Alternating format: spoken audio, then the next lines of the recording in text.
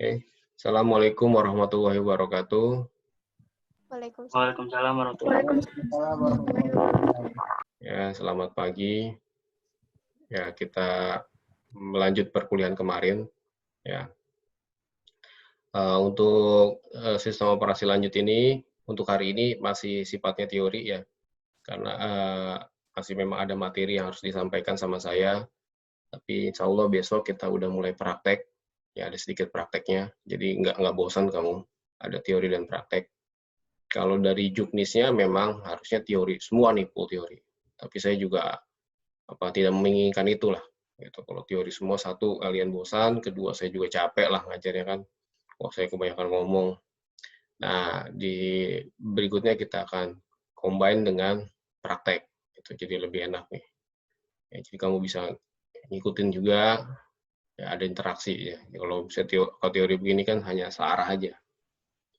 Oke. Untuk sekarang kita teori dulu. Nih, kelihatan semua? Lihat. Ya, oke. Jadi ini saya review sedikit lah. Ini sebenarnya kemarin udah dibahas sedikit ini di slide PowerPoint yang kemarin. Ini kalau sekarang saya menggunakan Word karena materinya banyak, nggak bisa saya jadiin PowerPoint terlalu panjang. Nah, ini di sistem operasi ya, sistem operasi komputer, kategori software tuh ada dua. Ada sistem program sama application program. Sistem program itu OS-nya, ya.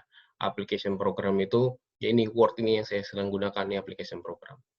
Ya, application program artinya program yang berjalan di sistem program. Gitu. Dia tidak bisa diinstal tanpa adanya sistem program atau tanpa adanya OS. Ya, jadi dia menempel pada OS. Gitu. Ya, paham ya? Ya, kenapa begitu? Karena dia tidak mampu, application program itu tidak mampu berkomunikasi dengan hardware. Nah, itu gampangnya. Karena OS itu bisa berkomunikasi sama hardware. Ya, makanya OS pertama kali diinstal. Oke. Nah, berikutnya sini ada diagram komputer. Ya, di diagram komputer ini ada dua bagian. Ada bagian yang kiri, ya, ada diagram yang kiri, tengah, sama yang kanan. Nah, yang kiri ini sifatnya ada masukan. Ya, masukan lihat tanda panahnya ini ke sini ke saluran penghubung. Saluran penghubung ini kalau di softwarenya berarti OS, ya. Kalau di kalau di hardwarenya dia chipset, ya, atau bus, ya, atau bridge, ya. Jadi kalau di motherboard itu ada chipset yang fungsinya menghubungkan. Menghubungkan kemana? Menghubungkan ke perangkat-perangkat komputer, ya, ke hardware-hardware komputer. Ya, jadi kalau misalnya kita bagi dua ya, kalau misalnya dia sebagai OS, sebagai software, berarti dia OS, menghubungkan kemana? Ke perangkat-perangkat fisik ini. Ya, ada control unit, ada prosesor, memori, clock, gitu. Nah, ini sebetulnya bagian dari si prosesor nih. Ya, ada control unit, sebenarnya prosesor lagi ALU ya. Kan ada CU, ada ALU. ALU itu logical unit, ya. Jadi fungsinya untuk menghitung, perhitungan. Kalau control unit untuk mengontrol. Terus ini ada memori, ini ada memorinya prosesor juga ada, memori prosesor. Atau juga memorinya RAM, bisa dikatakan itu, atau memorinya si hard disk. Ya, jadi memori itu ada dua kan, ada RAM sama ROM kan. Ya, kalau misalnya yang sementara, yaitu RAM, yang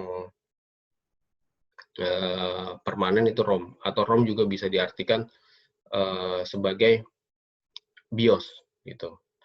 Nah, ini balik lagi ke sini, kita ambil contoh yang OS aja, jangan yang software aja, jangan yang hardware. Jadi ada masukan di sini ada OS. OS nanti akan memerintahkan ke hardware, ya, hardware akan memproses, nanti akan jadi keluaran. Nah, keluaran ini bisa langsung dikeluarkan atau juga bisa masuk ke memori pendukung, ya, bisa ke RAM, ya, atau ke flash disk, atau ke hard disk eksternal. Nah, itu memori pendukung. Nah, ini ada perlihat panahnya 2 kali, artinya berarti bolak-balik dia. Gitu. Jadi yang sama nih, kalau panahnya 2 kali berarti bolak-balik. Salur punggung bisa mengirimkan atau dia bisa menerima. Nah, kalau panahnya 1 berarti searah, masukkan cuma searah, keluaran cuma searah. Oke, paham? Itu blok diagram. Nah, berikutnya lagi di sini ada draft komponen sistem komputer. Di sini ada hardware, ada program sistem atau sistem dasar, ada program aplikasi. Nah, yang masuk ke dalam hardware adalah perangkat fisik, ya, program mikro atau microprogramming sama bahasa mesin. Nah, ini kaitannya apa?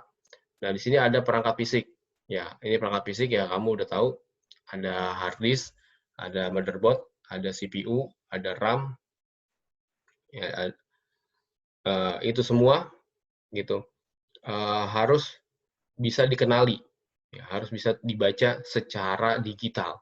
Nah, di situ ada yang namanya program pemrograman mikro atau microprogramming. Nah, ini tuh apa sih, Pak? Ya, gampangnya yang bisa kamu lihat adalah ini BIOS. Ya, BIOS itu adalah sistem dasar yang sudah include, ya, yang sudah di embedded, ya, di embed di dalam sistem, ya, di dalam sebuah komputer. Ya, jadi BIOS itu ada 2 ya, ada BIOS hardware sama BIOS software. BIOS hardware itu yang kita kenal ROM, ya, random access, yang sifatnya sementara, sifatnya permanen. Ya, kalau misalnya si ROM itu mempunyai software-nya adalah BIOS. Ya, contohnya AMI BIOS, banyak ya kan, ada American Megatrend BIOS. Nah, itu microprogramming. Yang fungsinya untuk apa? Membaca perangkat. Ya, jadi ya biar kita tahu spek komputer kita itu apa, yang paling nggak bakal bohong adalah BIOS. Gitu. Karena BIOS akan pertama kali yang membaca sistem kita. Ya, kalau dulu tuh zaman saya tuh ada prosesor Celeron ya, Celeron sampai sekarang masih ada Celeron. Nah, dulu Pak ada Pentium 4, ada Celeron muncul berbarengan. Nah, biasanya orang ngebohong. Wah, ini ngakunya Pentium 4, padahal Celeron. Nah, dulu orang nggak tahu gimana membedain Pentium 4 sama Celeron. Ya, padahal gampangnya tinggal kita cek di BIOS. Ketahuan nanti dibaca sama BIOS itu Celeron atau Pentium 4. Karena dia sifatnya mikro programming. Jadi dia sistem dasar yang pertama kali membaca si hardware adalah si microprogramming. Nah, berikutnya lagi ada bahasa mesin, ya, atau mesin language. Sebetulnya ini kumpulan ya, kumpulan dari microprogramming. Nah, jadi ada bahasa mesin. Ya, jadi kalau microprogramming ya sintaknya cuma beberapa baris, cuma perintah bukan sintak, instruksinya cuma beberapa. Sedangkan mesin language ini perintahnya banyak, 30 sampai 50 instruksi, banyak lah intinya. Nah, jadi si machine learning adalah kumpulan dari microprogramming. Nah, sekarang tuh ya BIOS sekarang udah machine learning karena sudah pintar gitu, bukan hanya membaca hardware aja ya, tapi dia juga bisa memonitoring hardware, bisa membuat kalau yang udah ngedukung virtualisasi dia bisa main virtualisasi, dia bisa write gitu dan macam-macam fungsinya. Kalau untuk yang BIOS sekarang nih, karena sudah masuk ke mesin language. Nah, berikutnya kita masuk lagi ke program sistem. Nah, program sistem yang paling dasar pertama di ISA adalah sistem operasi. Nah, sistem operasi pun di dalamnya ada mesin language gitu. Ya. Jadi di dalam OS itu ada mesin language yang fungsinya apa? Membaca si device ini biar bisa membaca perangkat ini. Gitu. Jadi yang fungsi dari OS adalah apa ya? Jadi kalau dari sini nih ada pengertiannya. Jadi kalau si OS ini ya operating system adalah menyembunyikan semua kekomplekan, kerumitan dan memberikan programmer sebuah kenyamanan, kemudahan, kepraktisan dari instruksi yang digunakan untuk bekerja dengannya. Nah, jadi si OS ini fungsinya menyembunyikan semua kekomplekan dan kerumitan. Nah, jadi kalau sudah diinstal OS, kita sebagai programmer nggak perlu mikirin lagi gimana caranya menghubungkan bahasa pemrograman kita, perintah pemrograman kita, coding kita untuk berinteraksi sama si hardware. Contoh, kalau di pb.net itu ada on-click, ya kan? Ada enter, ya kan? Ada perintah enter, ada on-click. Nah, on-click lah, ngambil contoh on-click. On-click itu berarti apa? Menjalankan perintah, ya, instruksi si pb.net ke mouse, ya, on-click. Ada kan on-click kiri, ada on-click kanan, ya, left, on-click right. Nah, itu semua nggak perlu dipikirin lagi sama si pb.net-nya.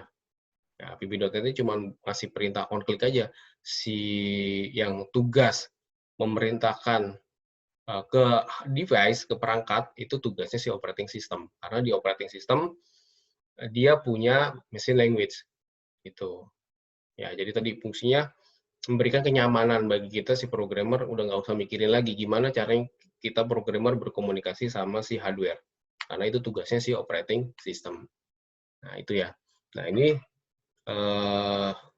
ya kita tadi nih programmer di sini command interpreter, ya, command interpreter itu penghubung, ya, penghubung antara tadi kita nih on click, yang tadi on click ke sistem operasi, ya, biar si sistem operasi bisa mengenali perintah-perintah yang dijalankan sama si program-program itu. Ya, command interpreter ya sekarang udah semua ada di bahasa pemrograman gitu, ada command interpreternya. Itu kalau nggak ada command interpreter ya nggak bisa berinteraksi antara si OS dengan si bahasa pemrogramannya. Nah, berikutnya lagi di sini ada, saya ambil dari kiri, ini tengah gampang, belakangan. Ini ada compiler. Ya, compiler ini fungsinya adalah memeriksa, ya, coding-coding kita. Ya, mungkin kamu ini lebih jelasnya nanti di bahasa pemrograman harusnya dijelaskan ya tentang compiler. Jadi intinya memeriksa shortcode kita, ya, udah benar belum strukturnya, gitu. Nah, sampai dia di running, dijalankan. Nah, kalau sudah benar dia bisa dijalankan. Itu sama si compiler. Kalau misalnya belum benar struktur dari pemrograman kita, bukannya ini ya, bukan errornya ya, bukan karena kamu salah logika. Nah, kalau salah logika ya berarti salah codingan ya, tapi ini struktur programnya. Gitu. Nah, itu lebih lanjutnya nanti kamu belajar di bahasa pemrograman tentang compiler. Ya, jadi intinya dia menjalankan shortcode kita. Itu kalau shortcode kita udah benar, struktur programnya dia bisa jalan. Nah, itu udah include sekarang sama si bahasa pemrograman. Ya, bahasa pemrograman tingkat tinggi udah pasti udah di dalamnya ada command interpreter, udah pasti ada compiler.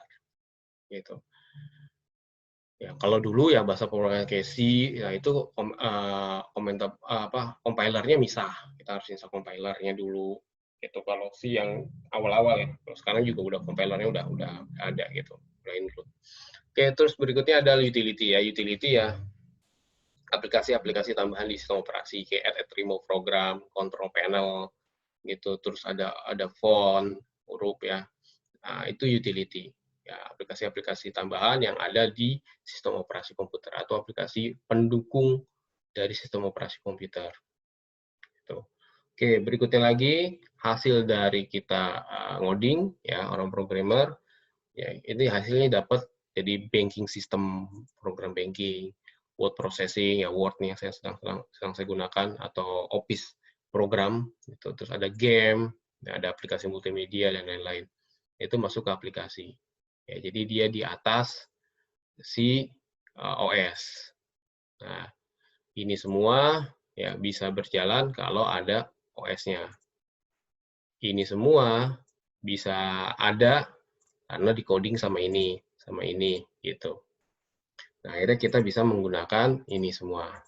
Itu dari yang awalnya cuman perangkat komputer itu benda elektronik yang nggak bisa ngapa-ngapain tanpa adanya ini semua nih.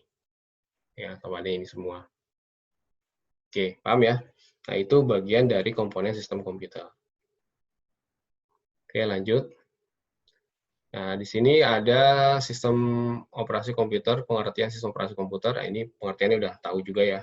Ya, perangkat program yang memantau dan mengatur pemakaian sumber daya komputer, prosesor, main, memori, file input-output device, dan lain-lain.